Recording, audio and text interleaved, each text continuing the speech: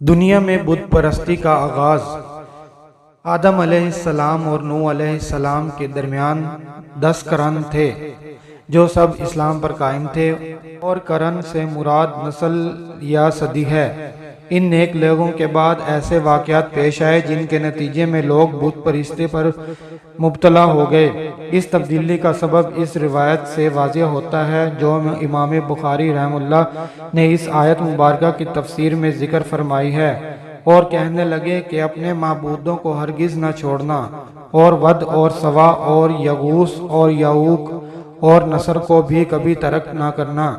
حضرت عبداللہ بن عباس رضی اللہ عنہ نے فرمایا، یہ نوح علیہ السلام کی قوم کے بعض نیک آدمیوں کے نام ہیں۔ جب وہ فوت ہو گئے تو شیطان نے ان کی قوم کے دل میں یہ بات ڈالی کہ جہاں وہ حضرات بیٹھا کرتے تھے وہاں بت بنا کر رکھ دو، اور ان کے وہی نام رکھ دو جو ان بزرگوں کے تھے۔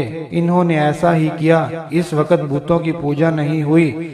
جب وہ لوگ فوت ہو گئے اور علم مٹ گیا تب ان کی پوجا ہونے لگی۔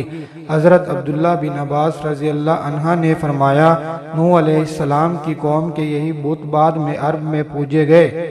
امام ابن جریر رحمہ اللہ نے اپنی تفسیر میں محمد بن قیس رحمہ اللہ سے روایت کی ہے، انہوں نے فرمایا، یہ حضرات آدم علیہ السلام اور نوح علیہ السلام کے درمیان کے زمانے کے اولیاء کرام تھے۔ ان کے کچھ پیروکار بھی تھے جو ان کے طریقے پر چلتے تھے۔ جب وہ فوت ہو گئے تو ان کے عقیدت مند پیروکاروں نے کہا، اگر ہم ان کی تصویریں بنا لیں تو ان کی یاد کی وجہ سے ہمیں عبادت کا شوق زیادہ ہوگا۔ چنانچہ انہوں نے ان کی تصویریں بنائیں۔ جب یہ تصویریں بنانے والے افراد فوت ہو گئے اور ان کی جگہ دوسرے لوگ آ گئے تو ابلیس نے ان کے دلوں میں وسوسہ ڈالا کہ تمہارے باپ دادا ان اولیاء کرام کی عبادت کیا کرتے تھے اور انہی کی وجہ سے انہیں بارش ملتی تھی۔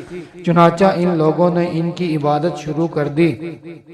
ابو المطہر سے روایت ہے کہ ابو جعفر محمد باقر نماز پڑھ رہے تھے کہ حاضرین نے یزید بن محلب کا ذکر کیا۔ نماز سے فارغ ہو کر انہوں نے فرمایا، تم نے یزید کا ذکر کیا ہے، وہ اس علاقے میں قتل ہوئے ہیں جہاں سب سے پہلے غیر اللہ کی پوجا ہوئی تھی۔ انہوں نے ود کے بارے میں فرمایا، وہ ایک نیک آدمی تھا جو قوم میں ہر دل عزیز تھا۔ جب وہ فوت ہو گیا تو لوگ بابل میں اس کی قبر پر بیٹھ گئے اور بہت زیادہ غمگین ہوئے۔ جب ابلیس نے ان کا غم دیکھا تو انسانی صورت میں ان کے پاس آ کر کہنے لگا، میں دیکھ رہا ہوں کہ تم ان صاحب کی وفات پر بہت دل گرفتہ ہو، تو کیا میں تمہیں اس جیسی ایک صورت نہ بنا دوں جو اس کی جگہ رکھی جائے اور اس کی یاد بن جائے؟ انہوں نے کہا، ہاں بنا دو۔ اس نے ود کا ایک بت بنا دیا۔ انہوں نے اسے چوپال میں رکھ لیا اور اسے یاد کرنے اور اس کی باتیں کرنے لگے۔ جب ابلیس نے دیکھا کہ لوگ ود کو بہت یاد کرتے ہیں تو کہا، کیا میں تم میں سے ہر شخص کے گھر میں اس طرح کا ایک مجسمہ نہ بنا دوں جس کو دیکھ کر وہ اسے یاد کرے؟ انہوں نے کہا، ہاں بنا دو۔ اس نے ہر شخص کے گھر میں ایک بت بنا دیا۔ وہ اس کو دیکھ کر اس اللہ کے ولی ود کا یاد کرتے تھے۔ جب ان کے بیٹے بڑے ہوئے تو انہوں نے اپنے بزرگوں کو ان بتوں کو اہمیت دیتے دیکھا تو وہ بھی اسی طرح اہمیت دیتے رہے، حتیٰ کہ اگلی نسلوں کے لوگ اس بات سے بے خبر ہو گئے کہ ان کے بزرگ انہیں کیوں یاد کرتے تھے۔ البتہ انہوں نے آہستہ آہستہ ان کی عبادت شروع کر دی۔ چنانچہ سب سے پہلے جس مخلوق کی عبادت کی گئی وہ ود بزرگ کا بت تھا۔ اس تفصیل سے معلوم ہوتا ہے کہ ہر بت کو پوجنے والی ایک الگ جماعت تھی۔ یہ بھی کہا جاتا ہے کہ جب طویل زمانہ گزر گیا تو انہوں نے تصویروں کی جگہ مجسمے بت بنا لیے تاکہ زیادہ دیر تک قائم رہ سکیں، یعنی پہلے تصویریں بنائی گئی تھیں، بعد میں تصویروں کے مٹ جانے کے خوف سے مجسمے بنائے گئے، بعد میں ان کی عبادت ہونے لگی۔ حضرت ام سلمہ اور ام حبیبہ رضی اللہ عنہما نے حبشہ میں جو گرجا دیکھا تھا اس کا ذکر رسول اللہ صلی اللہ علیہ وسلم سے کیا۔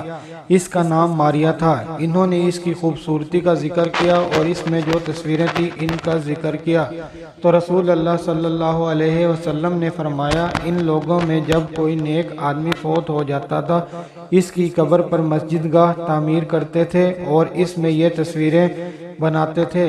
اللہ کے ہاں یہ لوگ مخلوقات میں بدترین ہیں۔ آج کل کے دور میں مسلمانوں میں بھی یہ چیز بہت زیادہ بڑھتی جا رہی ہے۔